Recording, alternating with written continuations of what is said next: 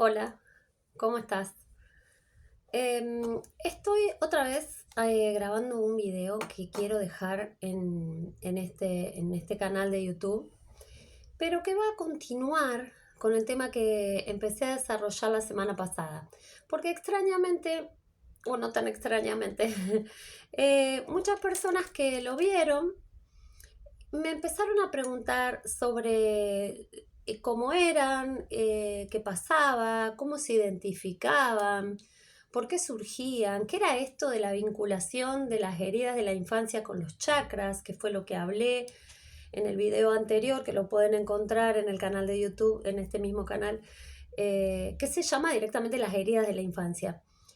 Yo en este video quiero que por eso me llamó la atención que haya tantas personas que uno a veces cree que son temas que ya todo el mundo sabe y de pronto no nos damos cuenta que hay mucho todavía para hablar, hay mucho que transmitir y hay mucho que difundir del tema, mucho que difundir. A veces nos encontramos con temas que son de público conocimiento, se dice, ¿no? Vos hablás sobre no sé, sobre ciertas medidas económicas que ha tomado el presidente y todo el mundo sabe y todo el mundo desarrolla una teoría y todo el mundo puede explicar de qué se trata. No es mi caso, por la duda. Pero sin embargo hablamos de las heridas, nuestras propias y personales y particulares heridas, y que ya quiero ahondar sobre ese tema, por qué es importante. Y hay gente que directamente nunca escuchó hablar del tema de las heridas de la infancia, que no solo son exclusivas o no son exclusivas de la espiritualidad. Si pensamos, sí, tal vez dentro de a lo mejor si hablas sobre biodecodificación, si hablas sobre inteligencia emocional, PNL, si hablas del tema, por ejemplo, de ciertas terapias alternativas, pero si hablas de la psicología directamente, sobre la psicología también está hablando sobre que hay cuestiones emocionales que, que al no sanarlas, que no saber gestionar ciertas emociones, y a veces más cuando uno es niño, empiezan a afectar el cotidiano y el día, y las decisiones y el cómo llevamos adelante nuestra vida. Pero para saber este cómo, tenemos que entender el para qué. El para qué es importante identificar y empezar a limpiar y a sanar estas heridas. Yo hoy, justamente después de que varias personas o me escribieron o gente conocida que me encontré en distintos lugares, o que me mandaron al Instagram diciéndome que les había hecho ruido, que habían sentido ciertas cosas, que, bueno, hoy a la mañana mientras estaba desayunando empecé a anotar ciertas cosas y lo primero que anoté fue esto, el para qué, que me parece lo fundamental. O sea, es necesario que siempre en la vida nos hagamos esta pregunta, recuérdenla. ¿Para qué? Porque si yo pienso el por qué me conduce a otro lugar, me conduce a una cuestión más utilitaria. ¿Por qué? ¿Cómo? Porque necesito energía para vivir. ¿Por qué trabajo? Porque necesito plata. Pero si pensamos el para qué, me transporta a otro lugar, a este propósito, el para qué. ¿Para qué yo voy a ver las heridas de mi infancia? ¿Para qué? Si es algo que ya pasó cuando yo era niña, que ya, o niño, que ya no puedo modificar. Y sin embargo, hoy nos encontramos con esta nueva perspectiva del tiempo y de los procesos, en los cuales si yo identifico algo que me pasó en la primera infancia, puedo revertir el efecto que me está produciendo en este momento presente. Entonces, de acá viene esto que escribo y dice, la necesidad de de aprender sobre nosotras y sobre nosotros. Hay una necesidad, nuestra alma, nuestro ser, nos está requiriendo todo el tiempo, permanentemente, que nos aprendamos, que nos conozcamos, que nos vinculemos con nosotras y con nosotros, porque ahí internamente, en nuestro interior, es donde están todas las respuestas, en donde están toda la información que yo necesito, pero ¿para qué necesito ir a buscar esa información a mi interior? Para el hoy y para los otros y las otras que conviven conmigo, para mi relación con el mundo exterior.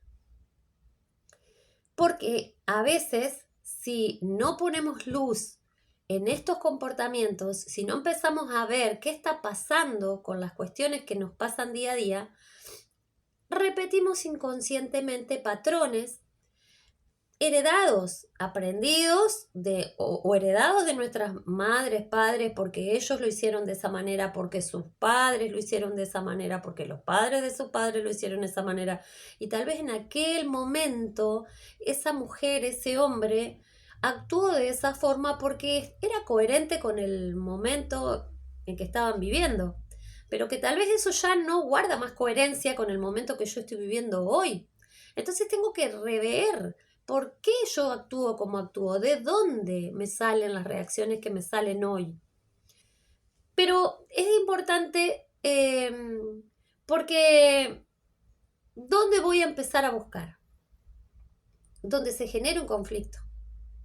Y para eso es necesario que yo ejerza la mayor sinceridad para conmigo misma. Hay dos, o al menos yo he identificado, dos formas de reaccionar ante algo que nos duele mucho. Cuando nosotros tenemos una herida interna que tal vez se generó, como les decía, en esta primera infancia y que vinimos trayendo durante todo el transcurso de nuestras vidas, mientras más grandes somos, la herida está más infectada, más adentro, más medular se ha vuelto. Entonces, hay varias maneras de reaccionar, hay infinitas, tantas como personas en el mundo, pero dos maneras de reaccionar que seguramente cuando escuches lo vas a identificar. Siempre es más fácil identificarlo en un otro que en nosotros mismos, ¿no? Ya decía Cristo, es más fácil ver la paja en el ojo ajeno que la viga en el propio. O sea, los errores que cometemos o las cuestiones que nos pasan a nosotras, a nosotros mismos, eh, es muy difícil verla. Por eso siempre está bueno trabajar con los demás. Por eso el otro siempre me trae noticias mías. Pero estas dos maneras, les decía, es o enojarse con el afuera todo el tiempo. La culpa la tiene el verdulero que aumentó la manzana que yo fui a comprar, la culpa la tiene el que se estacionó mal y no me deja entrar el auto a mí, la culpa la tiene mi marido, la culpa la tuvo mi mamá o mi papá, gente grande, gente muy grande, que ya es más, hasta a veces los padres ya no están en este plano y sin embargo siguen culpando a sus padres por limitaciones de este momento. O bien esto, culpar todo el tiempo y la queja permanente, la queja y la culpa hacia afuera, o la negación total. Está todo bárbaro, nunca hay problema. Voy a decir, pero ¿viste que pasó tal cuestión? No, pero yo estoy re bien con eso. No, pero, ay, sí, está bárbaro, así era como yo lo quería. Y de pronto uno dice, no, pero no, vos no era eso lo que querías, pero obvio no podemos decirlo. Pero no podemos decírselo a esa persona porque es el proceso de esa persona se hará cargo o no. Pero sí nos tiene que resonar internamente y decir cuántas cosas yo no estoy viendo de lo que me pasa a mí. Cuántas veces yo niego lo que a mí no me gusta, lo que a mí me enoja, lo tapo, lo disfrazo y digo está todo bien, está todo perfecto, bueno, pero no pasa nada, ya va a pasar. Y a veces el enojo es necesario porque cuando uno destapa una herida que duele y te pegan vos, imagínense siempre, yo siempre llevo a lo práctico, ¿no? Vas al sanatorio o al hospital a que te sanen una herida y te sacan la gasa que se pegó.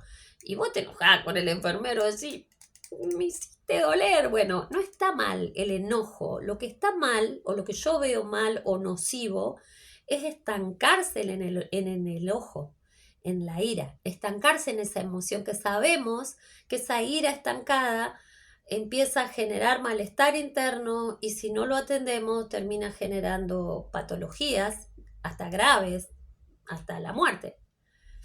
que bueno, morirnos, no vamos a morir todos, eso no es el problema, la muerte en sí. Todos sabemos que esta experiencia tiene un fin, lo sabemos desde el momento en que venimos. No hay nada más natural que la vida y la muerte, de todo.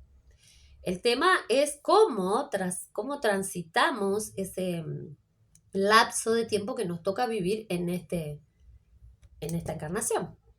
Creas o no la encarnación, bueno, desde que naciste hasta que te mueras, cómo vas a transitar este camino. Entonces, para eso es que digo, es importante en primer lugar aprendernos, conocernos, habitarnos, escucharnos, irnos un poco para adentro y ver si las reacciones que tenemos, si las situaciones que nos pasan son nuestras, son heredadas, de dónde las estamos gestionando. Está bárbaro desde mi punto de vista, esto de que no existió siempre. La verdad que no he investigado quién fue el que inició con esta idea del niño y de la niña interior y del conectar con la niña y con el niño interior, porque nadie tiene más información de nosotras y nosotros mismos que nuestras niñas y nuestros niños internos. Son esos los que nos están hablando todo el tiempo y lo que nos están diciendo cuando algo les dolió mucho y no pudieron sanar, cuando algo les hizo daño.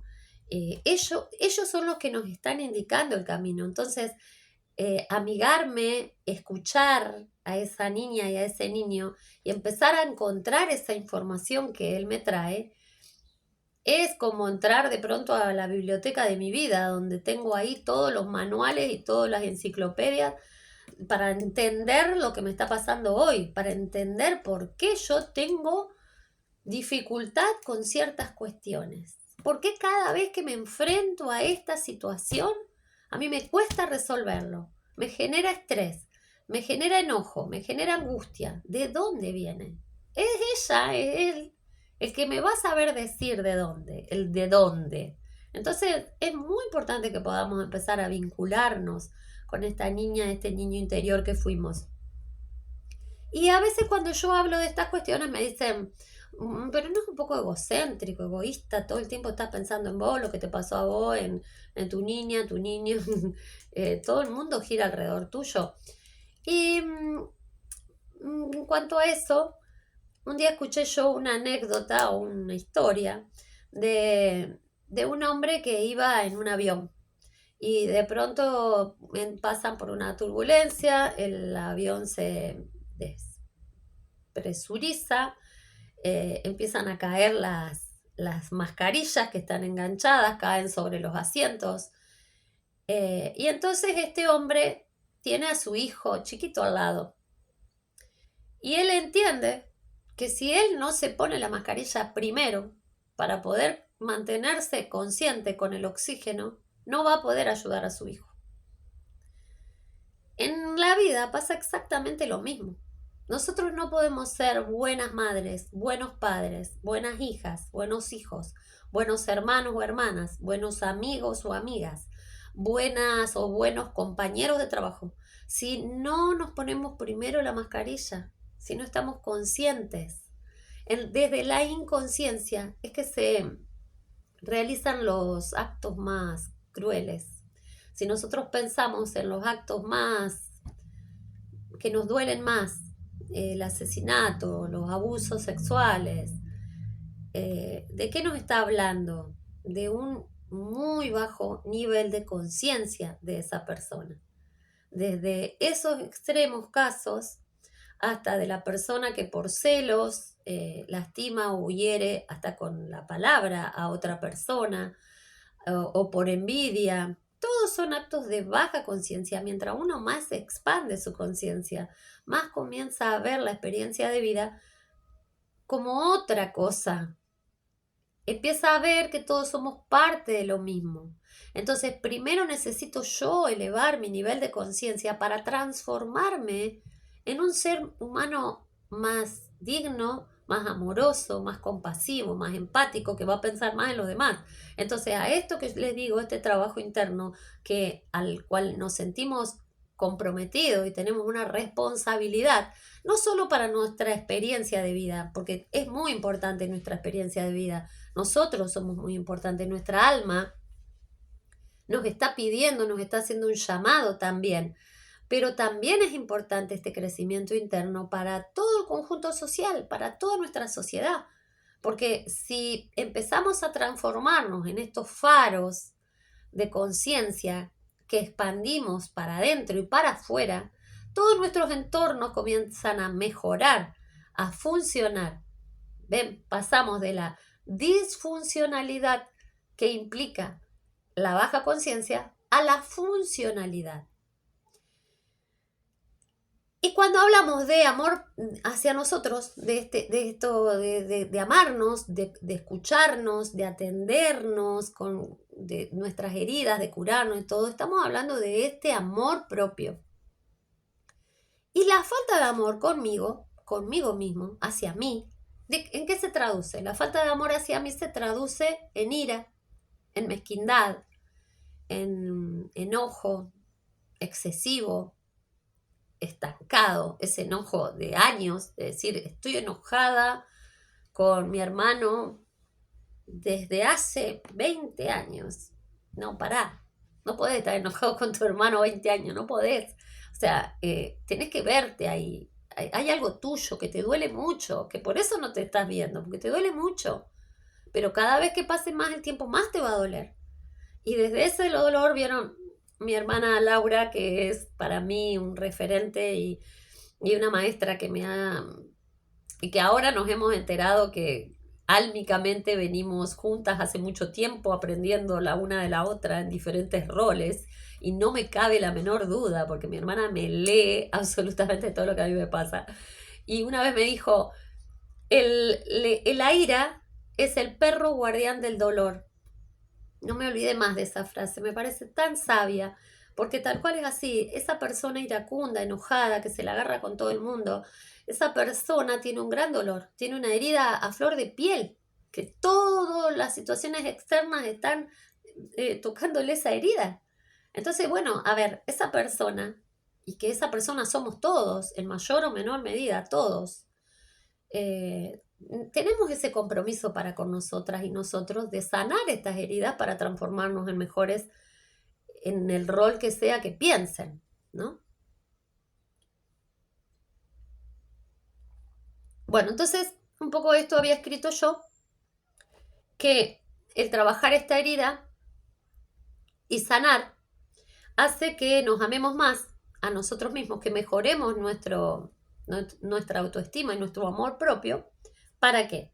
Para dejar de victimizarnos, para irnos de víctima a victimario todo el tiempo, y empezar a encontrar este equilibrio interno y que se va a traducir en el exterior, y para aprender a movernos en este adentro cada vez más sano, en un afuera que va a reflejar el adentro. Por eso, no sé si han leído, si no, también sugiero siempre que traten de leer el Kybalión.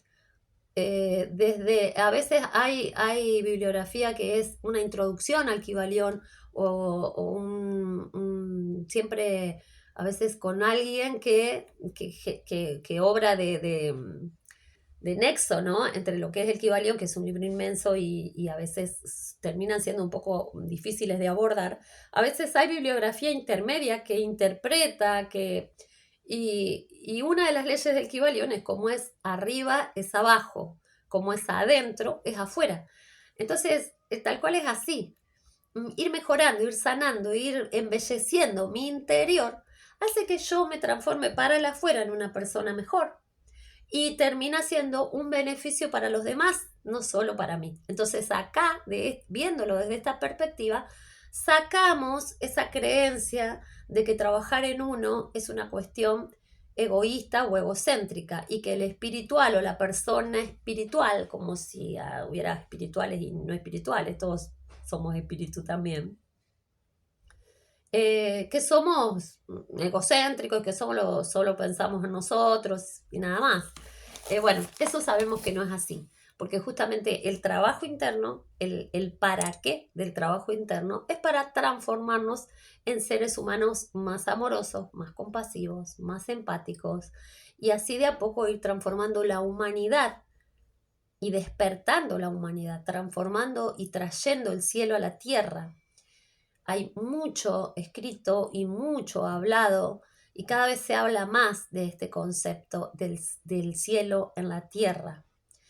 Esto del infierno y del paraíso es acá y es ahora. Y es una elección de cada uno y de cada una. ¿Dónde querés vivir? ¿En dónde elegís vivir? ¿En un infierno o en un paraíso? Y si vos elegís vivir en el paraíso, entonces tenemos esa potestad, ese poder de traer el cielo a la tierra y ir transformando nuestro día a día en un paraíso, en un lugar maravilloso. Y eso no necesitamos, a ver, hay necesidades básicas, obviamente. Hay necesidades básicas, es comer, es tener un techo, es una dignidad, un trabajo bien remunerado, un trabajo no esclavizante, un trabajo que permita que la persona sea útil, brinde un servicio, pero también tengo tiempo y calidad de vida para su familia, para sus momentos de ocio, de descanso. Obviamente que cuando hablamos de bienestar y de que yo digo se puede traer el cielo a la tierra, eh, a veces se puede pensar que uno vive en un mundo de fantasía y cuando yo digo yo no miro informativos, no prendo la televisión, o si prendo la televisión es para ver algún programa de preguntas y respuestas porque nos entretiene a la hora de comer, porque vamos adivinando las respuestas, o algún canal de cocina o música. Elegimos eso. Y no es que no nos interese la actualidad, no es que a mí no me interese lo que pasa en este país o en mi ciudad o en mi provincia. A mí me interesa y trato todos los días de mi vida de sumar un granito de arena desde mi lugar para, para que la vida sea mejor para todos. Pero considero que estar todo el tiempo, porque estamos hablando de la alimentación, del amarnos, del cuidarnos. Nos cuidamos con una alimentación sana. Hoy es muy común ver 200.000 millones de dietas diferentes para vivir bien, para comer sanos. Pero ¿cómo nos alimentamos? ¿Solo con la comida que entra a nuestro aparato digestivo? No, también nos alimentamos de emociones. También nos alimentamos con lo que vemos, con lo que oímos. Y si nos sentamos a comer y estamos escuchando un informativo donde pasaron tremendas cosas eh, que no voy a evitar, que no puedo evitar, porque además hasta ya pasaron, eh, cómo me estoy nutriendo, de qué emoción me estoy nutriendo, de qué imágenes me estoy nutriendo. Eso también es nutrición y eso también es autocuidado. Elegir qué ver, qué escuchar. Tratar, si te vas a informar, sí, te podés informar de mil maneras. Ahora, hay canales y canales, los canales de televisión, no sé hasta qué punto nos están informando, pero bueno, eso ya entraría en otro tema, pero también es importante tener en cuenta esto, cómo me estoy nutriendo, con qué me estoy nutriendo, con qué conversaciones, con qué emociones, con qué imágenes, ¿m? Además de la comida. Bueno, entonces les decía, si yo identifico mis heridas y comienzo a limpiarlas y a sanarlas, eh, esto hace no solo que me transforme en un ser humano mejor, en un verdadero ser humano, sino que también voy a estar fortaleciendo este vehículo que forma mi cuerpo físico, mi cuerpo emocional, mi cuerpo mental y mi cuerpo energético, lo voy a estar fortaleciendo para los desafíos, para las experiencias y se vienen experiencias muy fuertes